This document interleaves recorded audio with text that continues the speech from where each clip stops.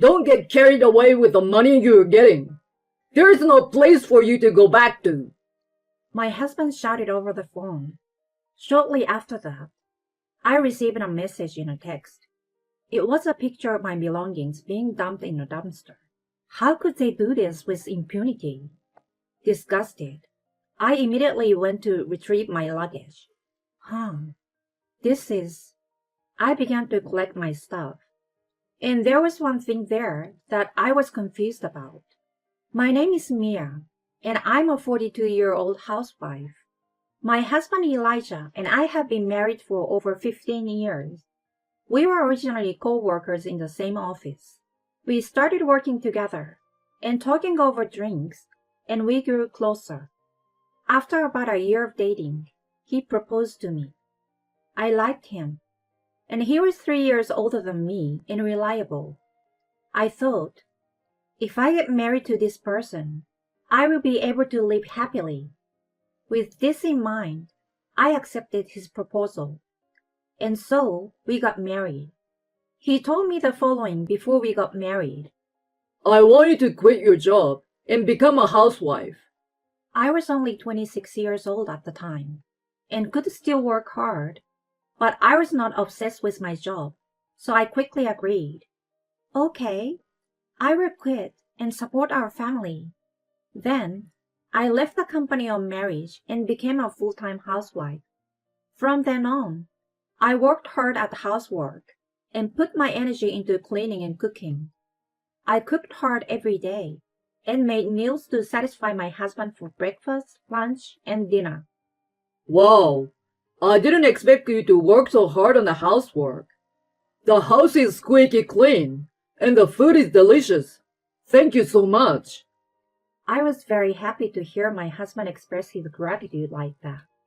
My husband worked hard at his job and rose steadily in his career because he had asked me to be a housewife. We were able to live on my husband's salary alone without any problems. We enjoyed our time as a couple, going for drives and trips on our days off. I think we were very happy in our newlywed life like that. However, about 3 years after we got married, problems began to occur in our marriage. It all started with my mother-in-law, Isabella. Mia, when are you going to have a baby? You have been married for 3 years. You will be 30 soon, and it will be harder for you to have children. You need to have a sense of urgency. My mother-in-law yelled at me and put pressure on me like that. Of course, my husband and I are trying hard to have children, but it's not that simple. I told her so, but she didn't listen to me at all.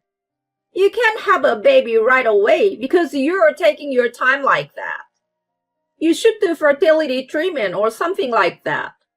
I won't allow you to not have a baby. My mother-in-law kept putting pressure on me like that. If she continued to pressure me like that, I would never be able to have children. However, my mother-in-law said more and more terrible words to me without thinking about my feelings. She was so abusive to me that I was in a lot of pain, so I asked my husband for advice. Hey, your mother's attitude toward me is terrible. She said a lot of things about my inability to have children.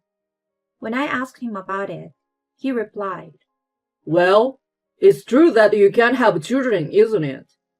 It's no wonder my mom says so. It's your fault for not having children. Wait, you're saying it's my fault? It's true, isn't it? It's not my fault, of course. How can you be so sure? Because I'm the one who said so. Try harder, so you don't disappoint my mother anymore. But I was very shocked to hear my husband talk to me like that. At one point, I even considered divorce, but I had already been out of work for several years, so I couldn't divorce him easily. Then, I got pregnant. At that time, my husband and mother-in-law praised me. You did it! About time! I wish you could have had her sooner. And I successfully gave birth to a child. It was a girl, and we named her Emma. I was very happy about the birth of my beautiful baby girl. But my mother-in-law said, "Why didn't you have a boy?" She complained. To my mother-in-law, having a child means having a boy who will be her heir. Therefore, my mother-in-law did not try to love my daughter at all. My husband, unlike my mother-in-law, did not seem to be obsessed with the idea of an heir, and he loved my daughter. So I never divorced him, and we have been living together until now as husband and wife, and as parents of our daughter. However, since we were basically connected only by the fact that we care for our daughter, we had terrible fights when we clashed. And at those times, my mother-in-law would always join my husband in blaming me. At the time, my daughter was small, and I had no one on my side. Incidentally, my father-in-law was indifferent, or rather, he never tried to get involved with us in the first place. So, it didn't matter how much my mother-in-law picked on me, and even if she had been nice to me, he probably wouldn't have tried to get involved. He is the type of person who has no complaints as long as his daily meals are prepared. If my daughter speaks to him, he gives her a nod. But if she doesn't get involved, he doesn't try to get involved himself. It was harmless in both good and bad ways. That is why he was not someone I could rely on. So, while occasionally quarreling and confronting my husband and mother-in-law, I managed to do my best as a housewife to raise my daughter well. Now that my daughter is in her second year of junior high school, it is time to think about her future career. She has recently become interested in dance and wants to take dance lessons at the dance school. She became interested in dance when she saw her classmates dancing in a class at school. She was not involved in any club activities, so it was possible for her to go and learn after school. I asked my husband for advice. Emma wants to take dance lessons. I checked and there seems to be a good dance school in town. So can we enroll her? Since I must stay at home mom, this kind of thing requires confirmation from my husband. I thought it was just a confirmation, and that my husband would normally agree to it. But to my surprise, he started to object. Of course, you can't do that. What? Why not? This is the first time she has expressed her desire to do something on her own. It's only $50 a month for lessons. No, it's a waste of money. What? Why can't you support your daughter to try something? She won't become a dancer if she takes lessons now. It's a waste of money. You won't know until you try. Besides, I don't think it's only important to become a professional dancer. You can develop the ability to see people around you and cooperate with them through that kind of experience. Shut up! No means no. If you insist so much, you work and pay for it. I won't pay for it out of my paycheck. My husband said that to me with wide eyes. I was surprised and disgusted with my husband because I didn't expect him to get angry like that. He is worthless when he doesn't care about his daughter. That's what I thought. I immediately looked for a job after my husband said those things to me. Luckily, there was a job opening at a nearby supermarket, so I applied for it and was successfully hired. I started working part-time during the daytime on weekdays. Thanks to that, I was able to pay for my daughter's dance lesson. She started attending the class, and I was impressed by how hard she practiced every time. I thought, if she can do it with such passion, it was the right decision to let her learn. However, my daughter was not only doing her best because she loved dancing, but she also had another reason for doing so. She had apparently been listening in on our conversation and knew that the reason I was working was for her dance class. So she said that she was trying her best in her lessons so that she would not waste the money I earned from working. I was moved to realize that my daughter was growing up so well. Children mature before you know it. But on the other hand, my husband started to say childish things more and more, whether it is a degeneration or his nature. Don't be so proud that you're only earning money part-time to pay for Emma's lessons. You and Emma eat with the money I earn. Don't forget to respect me. That's how my husband is. In the past, he never used to be such a domineering husband. But lately, he has become increasingly hostile toward me because I do things that he doesn't approve of. I also feel that he cares less about our daughter than before. I wonder what kind of change of heart has occurred. To be honest, it bothers me when he gets involved with me in such a troublesome way. And when my husband attacks me, my mother-in-law also joins in and attacks me, which is troublesome. Yes, that's right. You guys are able to make a living because of Elijah. Without him, you would be homeless. If you continue with that cocky attitude, I will kick you out. My mother-in-law, who does not live with us, yells at me and my daughter like that. My daughter has grown to dislike her grandmother, who doesn't take care of her, and she has also grown to dislike her father because of his recent terrible attitude. I used to always talk back to my husband and my mother-in-law for my daughter's sake, but I think my husband's recent attitude is really terrible. He has never said such terrible things or been so arrogant before. I wonder why he has changed so much. Then one day, an incident happened. It was when my daughter was able to advance in a dance competition, and she passed the preliminary round and competed in the finals. The finals were in a rural area and started early in the morning. So my daughter and I planned to go there the day before and stay at a hotel. But when I told my husband about it, he again objected. What about the housework while you're gone? What about my food? Well, you're an adult, so you will have to prepare it appropriately. My husband's eyes widened in anger when I said this. Don't be silly. I won't allow you to go to the convention if you're going to make me do that. He got angry again as usual. So I didn't deal with him and took my daughter and left the house. Then, about a month after the convention, I received a phone call from my husband. Are you prepared to skip housework like that? What do you mean by prepared? I'm working for Emma as a mother. Why don't you understand that? Why don't you have the open-mindedness to think about someone other than yourself? Don't get carried away with all the money you're getting.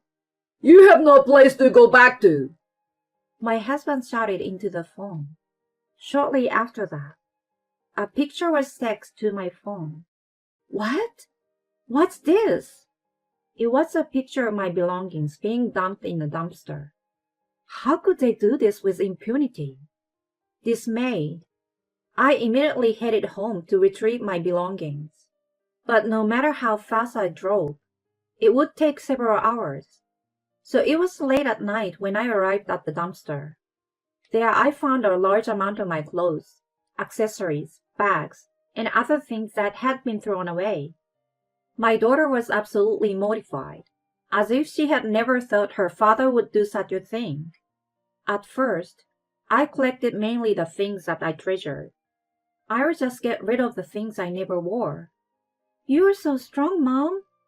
Surprised by my daughter, I sorted my belongings one after another into the garbage bags I had bought at the supermarket. Huh? What's this? As I was collecting my belongings, I noticed something strange. Wow, that's a beautiful necklace. My daughter looked at the necklace I had picked up and said that. It's a luxury brand and quite expensive. What? Mom, you had such an amazing thing. No, it's not mine. What do you mean? I don't know either. Surely the design looks a bit young for something that belonged to you. You mean there was something in the house that wasn't yours or Grandma's? My daughter's question made me gasp. Could it be that my husband is having an affair? And this jewelry might belong to the adulterer? Somehow, I knew that I shouldn't take it home, and it wouldn't be good to leave it as it was. I shoved it into the deepest part of the garbage bag for discarding it and threw the bag away in the back of the dumpster. If my husband was having an affair, and that was his affair partner's, he would surely come looking for it. He would have a very hard time finding it if it was in a hard-to-find situation like that. I finished collecting all my belongings and went home with my daughter. Then, my husband spoke to me looking a little flustered. Did you go to the dumpster? I did. Then you're collecting what I threw away, aren't you? What are you talking about when you throw them out yourself? I'm asking if you collected it. My husband became emotional and raised his voice. My daughter gave him a stern look and said, "You're the worst, Dad. How can you throw away Mom's things without permission? Who the hell do you think you are to act like that?" Shut up! This isn't a conversation for children. Hey, you can't yell at Emma. She's being cocky. You're just being crazy. You threw it away yourself, and now you're demanding me to answer your questions. Are you emotionally unstable? Shut up! Just answer the question I'm asking you. I did. It's in the car. Let me see it. With that, my husband opened the trunk of the car and began to search through the mess. My daughter and I were convinced that he was looking for that jewelry. We knew he was looking for that necklace. What are you looking for? What? I think something important might have gotten mixed up in there. Something important, huh? And what is that? It's none of my business. Saying that, he started rummaging around in the car. Did you really retrieve everything?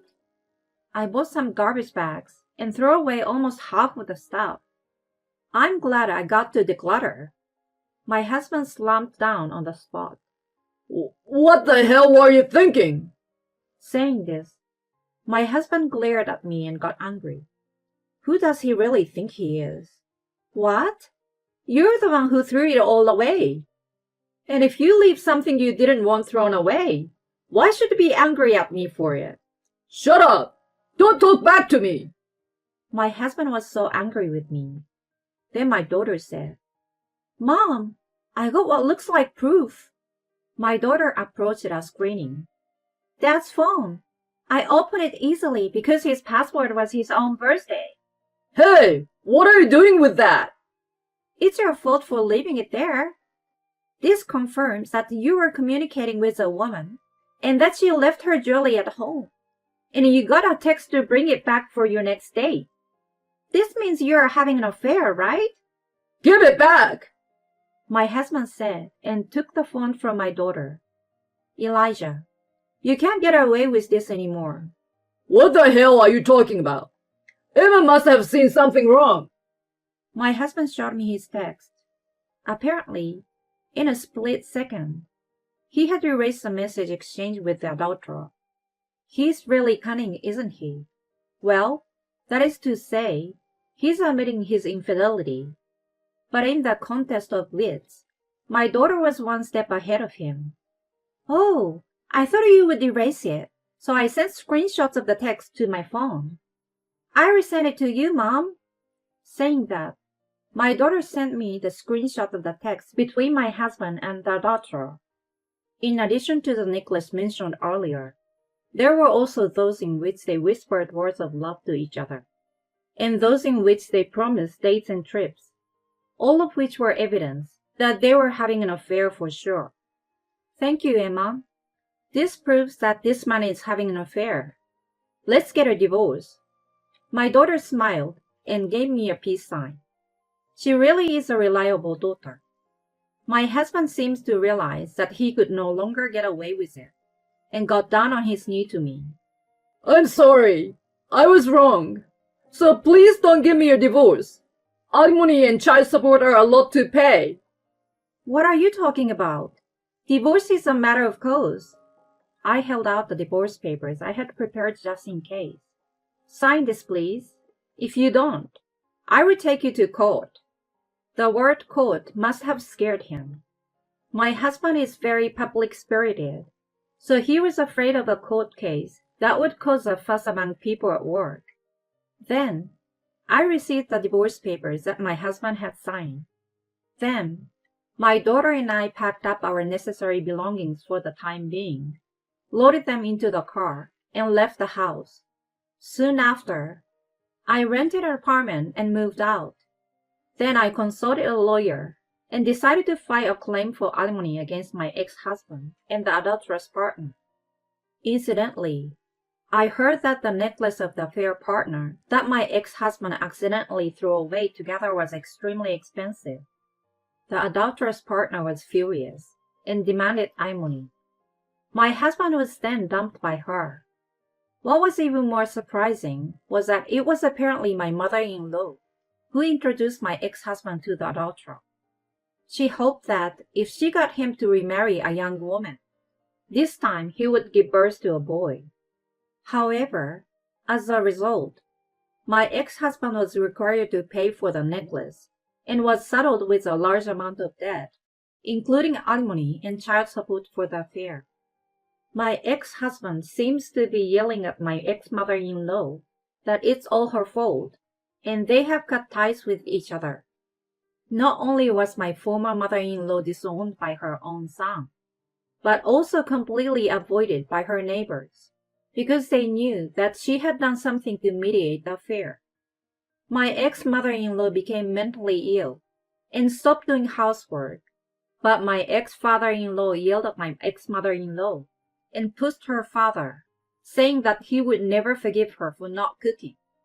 However, my ex-mother-in-law could not cook properly and could only cook bad-tasting food, and my ex-father-in-law became ill. My ex-husband sends me long emails with these stories and asks me to get back together with him, but I don't reply to his emails and mark them as spam. I am spending happy days with my daughter and my parents, while earning money by working full-time at the supermarket job. I will continue to work hard while watching my daughter grow up.